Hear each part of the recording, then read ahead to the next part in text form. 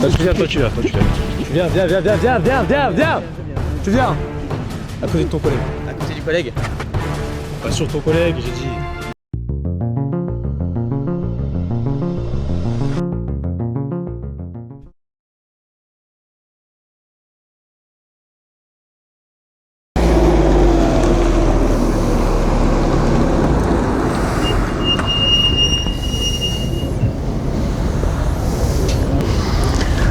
Ah, vous êtes là? Écoutez, je vais vous expliquer quel est le lien entre Peugeot et les 400 que vous voyez. Concertation, réflexion, action. Excusez-moi, monsieur, dame, mais un petit détail avant de parler de la 406. Il me semble que l'historique de Peugeot remonte tout d'abord avec cette emblématique 403. Ouais, et je connais le mec qui l'a conduit. C'est un mec assez sympa. You know where Ridgeway Drive is? I'm afraid I don't know this neighborhood. May I see your driver's license, please? Yeah, I'm on a Ford. Ah oui, cette Peugeot aussi rappelle quelques petits souvenirs. Le petit Nicolas avec la 404. Des souvenirs qu'on n'a pas trop envie de se remémorer. Allez, retour sur les bancs de l'école. Tout d'abord, on va commencer avec l'iconique 406. Allez, suivez-moi.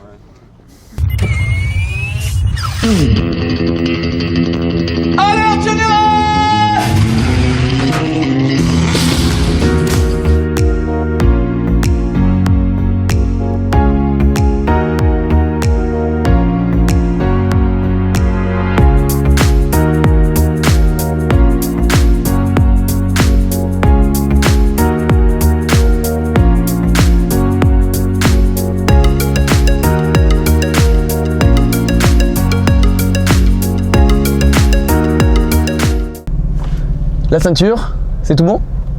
Ouais. Parfait, on est parti.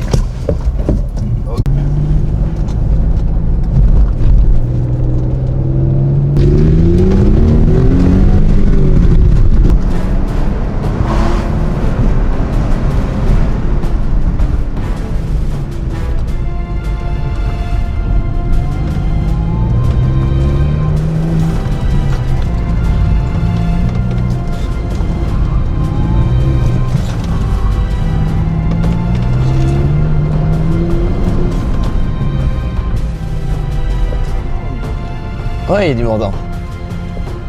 Et on est arrivé à l'aéroport. Mais non! Oh là là! J'ai une super idée! Le chauffeur de taxi à Marseille, il arrive comme ça, à Bâle. Ah, c'est bon. J'ai l'idée du prochain blockbuster. Ah, Daniel. Déjà fait ça. Ah bon? Ah, déjà fait. T'as ce qu'il y a à l'intérieur du véhicule. Oh putain! Oh! Sors! Tu sors! Allez, tu sors! Doucement. Je te connais, toi! C'est vrai? Ah, je te connais! Bien toi, la famille, ça va? Ouais, très Ah, bien. incroyable! T'as vu, j'ai fait 299. Putain, mais j'ai... Bon, allez, trêve de plaisanterie. Cette voiture, c'est la voiture de Daniel. Donc du coup, je me dois de la reprendre.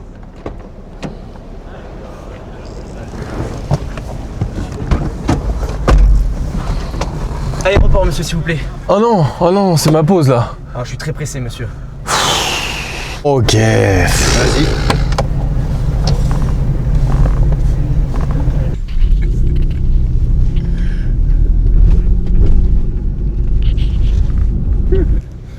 Bon, Vous allez voir, ils sont sympas. Hein. C'est combien de temps cette fois? C'est 24 ou 48 heures? 72. 72. Oh, Allez. ils ont battu un record. A few moments later. Bonjour tout le monde. Bonjour. Bon, on va un peu reprendre les règles de base. J'espère que vous avez révisé. La première, c'est laquelle? Je ne roule pas vite. La deuxième? Je roule très vite. Non. Toi, tu vas prendre de cher, toi. Deuxième, c'est quoi? Je fais attention aux personnes âgées sur la route. Ah oui, On n'est pas tout seul. C'est pour toi ça. Et la troisième? Je roule très vite. Non, c'était toujours Tu vas être pas ça. puni, toi. Non, Tu vas me non. copier demain Oui. 100 fois. Oui, Je suis je suis un bon conducteur. un bon conducteur. Et Ça, je ne roulerai pas Et vite. je roulerai très vite. Attention à toi, hein. Oui. Et la quatrième, bien entendu, c'est quoi? On s'abonne. C'est ça. Abonnez-vous, likez, partagez et la petite cloche. Merci.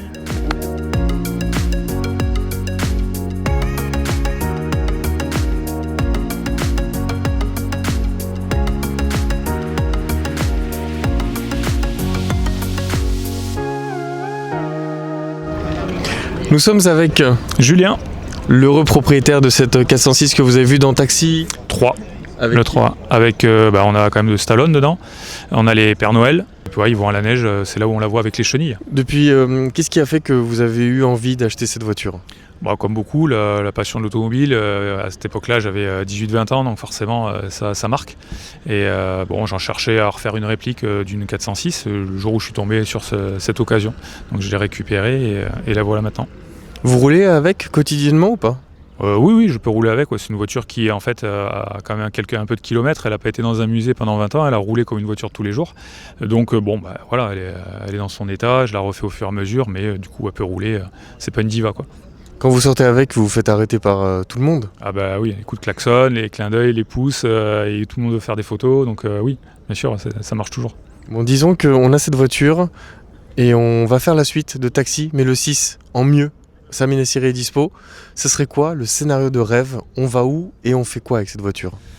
Si on refait un 6, il faudrait rester dans l'esprit des autres. Donc on aurait Sami Nassiri, on aurait Frédéric Diffenthal et Lily, tout ça, tous les acteurs de l'époque. Et puis on reste sur Marseille quand même, ça serait pas mal. Et pour nouvelles aventures, 20 ans après, essayer de faire évoluer un peu la franchise. Une petite idée, allez, vu que Cannes approche, vous avez un petit scénario qui cartonnerait bien pour cette suite? Alors là, difficile comme ça, à froid. Toujours si on reste dans l'esprit des anciens. Et puis bien sûr, on les en fait faisant évoluer un peu leurs histoires. Peut-être les enfants, est-ce que les enfants ne peuvent pas prendre le relais? Peut-être le fils de Sami Nassiri, de Daniel dans le film, quoi. C'est possible. On a peut-être le futur scénario. Ça va arriver bientôt. Bientôt c'est Cannes, c'est dans quelques semaines. Donc si vous aussi vous avez l'idée du meilleur script pour ce Taxi 6, vous nous écrivez dans les commentaires et on prend. Et qui sait, peut-être un jour, on aura la suite de la saga. Conclusion. La question qu'on se pose, c'est si on devait faire un remake de Taxi, vous prendriez quelle voiture? L'originel 406 avec le pilote d'actualité, parce que Sami Nassiri n'est pas trop disponible en ce moment, ou vous repartiriez sur une nouvelle 408? Vous nous écrivez ça dans les commentaires, on est très curieux de savoir votre avis. C'est bon, c'est dans la boîte. Merci. Et aujourd'hui, nous avons la 408, une ouverture, un questionnement. Peut-être, pourquoi pas, dans quel film pourrait-elle figurer?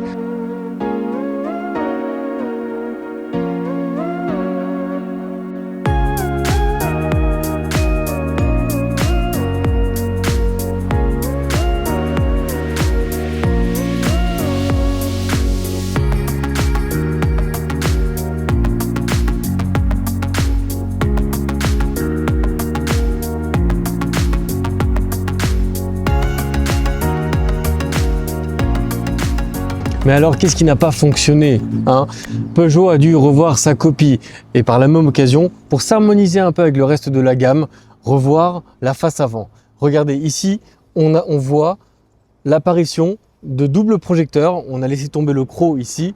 On retrouve les 3 griffes emblématiques de Peugeot qui s'accompagnent avec d'une série de griffes qui convergent toutes vers le centre, vers ce logo illuminé, et on a vraiment ces croisements, presque une sorte de chiasme de griffes à la façon Freddy Krueger. C'est tranchant, ça tranche, le lion il plaisante pas.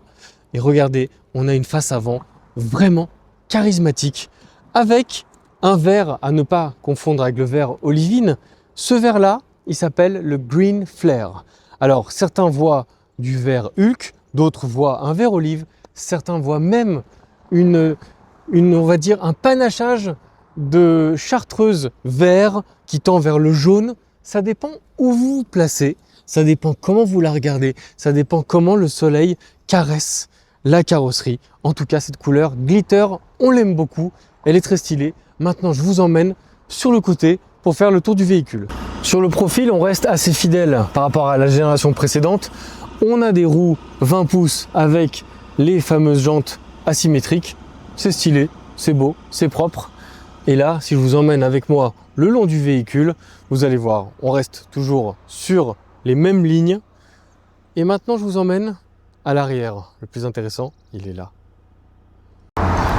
Mais le plus curieux reste à l'arrière. Regardez ces formes là, c'est beau, c'est très sportif. On dirait presque une œuvre d'art cubique. Oui, allez, on se le dit, il y a quand même des réminiscences de Lamborghini Urus. C'est beau, c'est très très beau. Hein. Ça se prolonge comme ça avec une lunette arrière assez massive. Ça, franchement, si vous avez un petit pépin là-dessus, ça ne doit pas être si simple à changer. Il n'y a pas d'essuie-glace à l'arrière parce que forcément l'aérodynamie a été faite de sorte à ce que l'eau s'évacue très naturellement, comme sur l'ancienne génération. Et à l'arrière, on perd entre guillemets ce côté bandeau classique. On a le logo Peugeot illuminé qui s'étend. On retrouve forcément les 3 griffes du lion qui est là. Le diffuseur, il est toujours là, proéminent. C'est sport et c'est très beau.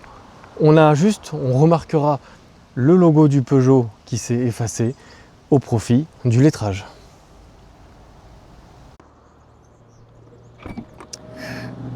Le coffre a une capacité de environ 470 litres sur la version plug-in hybride.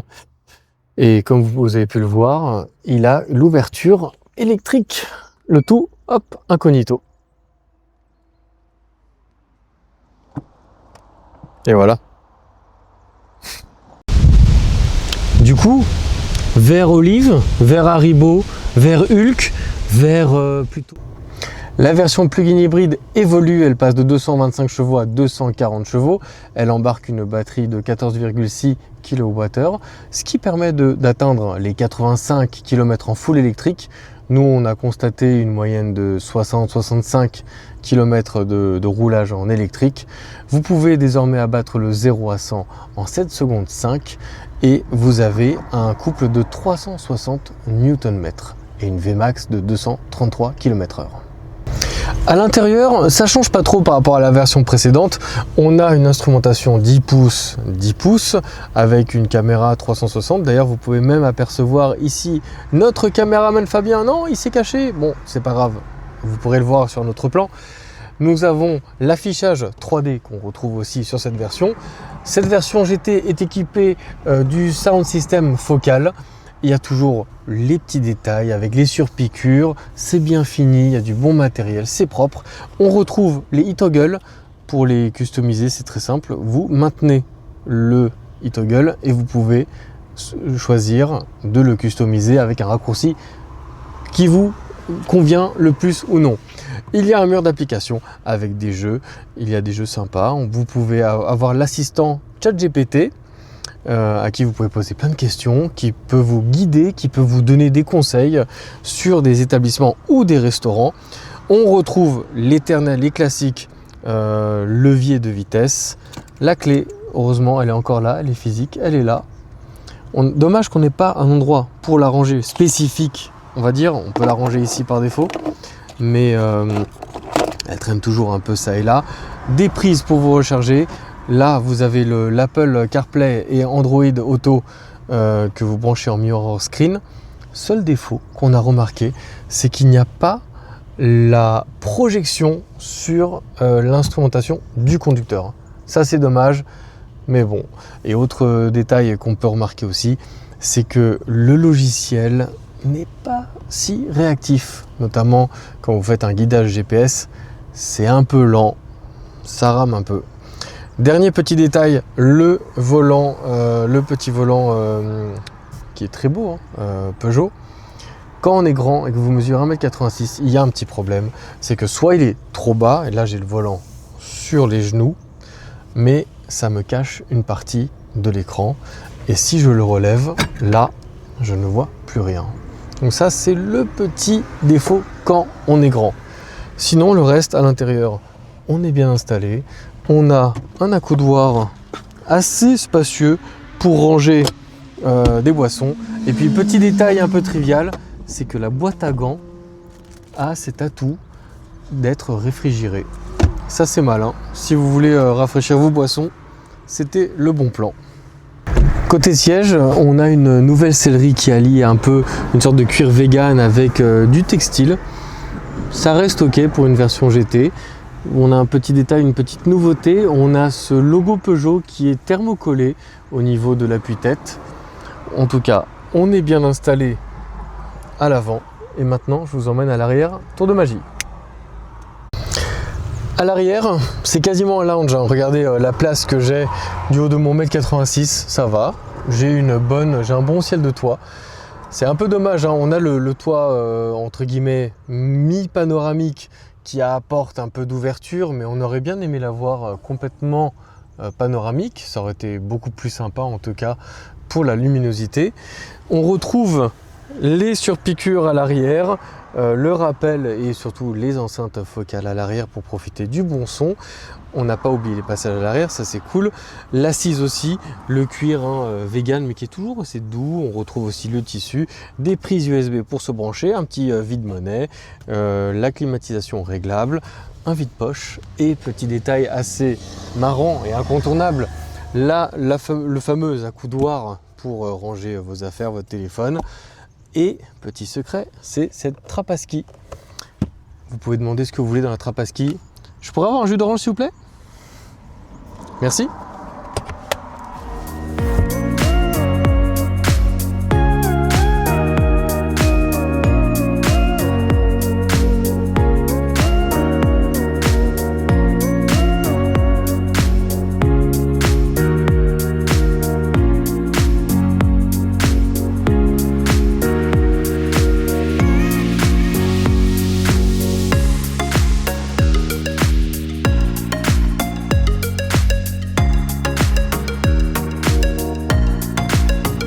Ça y est, on est sur les routes là, c'est très agréable de conduire avec ce petit volant très maniable, très précis.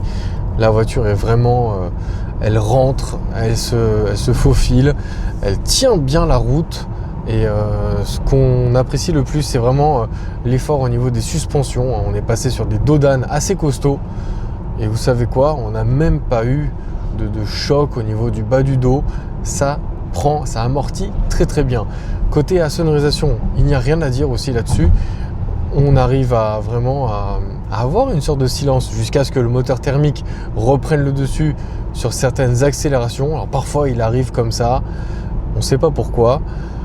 Un petit bémol sur aussi le freinage qui parfois peut être un peu trop mordant, surtout en ville, parfois des coups de frein un peu brusques. Des accélérations qui peuvent être aussi un peu brutales, qui donnent des à-coups. Ça c'est surtout en ville qu'on a remarqué ça. Et puis ce volant, même s'il est très pratique, il est facile à prendre en main. Quand vous êtes grand comme moi, l'inconvénient c'est que vous avez le bas du volant dans les genoux. Et si vous le remontez, et ben en fait il vous cache l'instrumentation. Donc pour certaines personnes d'un petit gabarit, ça passe. Pour d'autres, c'est un peu plus compliqué. Donc du coup, j'ai fait un choix. Moi, j'ai caché le Peugeot avec le bleu, blanc, rouge. C'est pas grave, mais au moins j'ai le rappel de la navigation devant moi.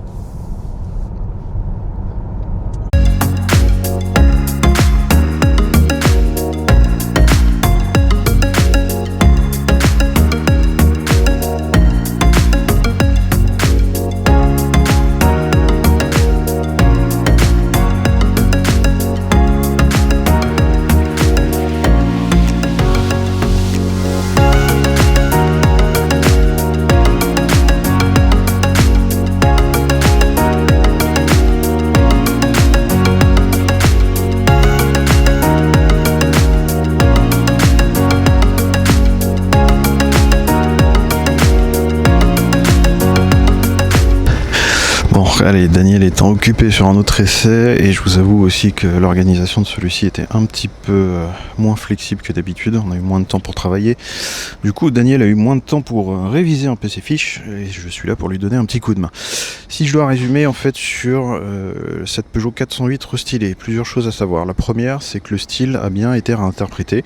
En tout cas, ils ont fait quelque chose de cohérent, ça s'insère en fait dans les nouveaux codes stylistiques de la gamme, sans pour autant, on va dire, trop la démarquer par rapport en fait aux autres modèles.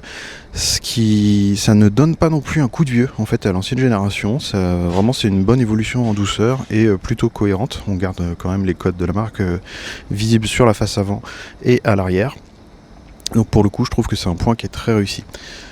Autre chose qui reste toujours aussi réussi, ça reste l'espace à bord et le volume de coffre, puisque ça reste vraiment un très bon compromis en fait entre un tel gabarit et la possibilité du coup d'embarquer sans problème si vous voulez plusieurs passagers et bagages inclus. Alors évidemment sur la version hybride rechargeable qu'on a là, le volume de coffre il est un peu plus réduit que sur la version mild hybride de 145 chevaux ou éventuellement peut-être la version électrique parce que là il faut que je vérifie, mais toujours est-il que ça elle garde en tout cas en très bon point positif une modularité et un espace à bord qui est vraiment très très bien. Rien à voir avec une 308, rien à voir éventuellement avec un 3008, c'est vraiment autre chose. À noter aussi que sur la version hybride rechargeable, comme Dan vous l'avait dit, les 85 km vous oubliez. En revanche, 65-70 en full élec, en ville, ouais, il n'y a pas de problème, ça tient sans problème. Seul détail qui me chiffonne, c'est qu'en mode hybride par défaut, en fait, elle pompe quand même sacrément sur la batterie. Je trouve qu'elle aurait pu être un petit peu mieux optimisée dans sa gestion, si vous voulez, motorisation essence et moteur électrique.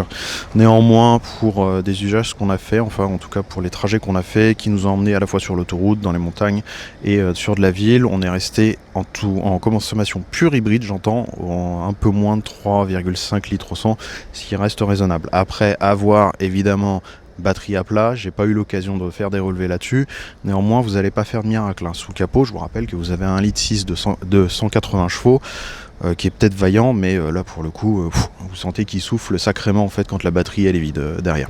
Point négatif aussi par rapport à ce véhicule-là, c'est vraiment dommage en fait pour son positionnement et on va dire ce qu'elle aurait pu apporter. L'infotainment qu'il est complètement à l'ouest, enfin je suis désolé, mais à la limite ça aurait été cool de faire un effort en même temps pour le doublé Eurosteering 308, 408, d'avoir un système qui est un peu plus réactif.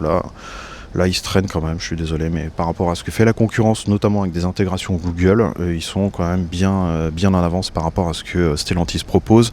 Je vous parle même pas de l'intégration avec ChatGPT qui est complètement à l'ouest, ou à la limite, perso, vu la tête du produit, il aurait mieux valu ne pas le sortir là maintenant et continuer de le peaufiner après. Les tarifs, du coup, la version hybride rechargeable est la plus chère des trois. Évidemment, le mild hybride de 145 chevaux, l'hybridation légère de 145 chevaux, c'est la moins chère, à je crois 37 000 et quelques, je vous remettrai le prix exact. Ensuite s'insère dans la gamme la version full électrique qui doit faire je crois 500 et quelques kilomètres d'autonomie. J'y reviendrai juste après. Sur celle-ci elle démarre à 42 700 de mémoire et celle-ci du coup elle démarre à 43 900. Donc ce qui fait que la hybride rechargeable vraiment essayez de voir si en termes de fiscalité vous vous y retrouvez, sinon peut-être se poser la question sur les deux autres motorisations.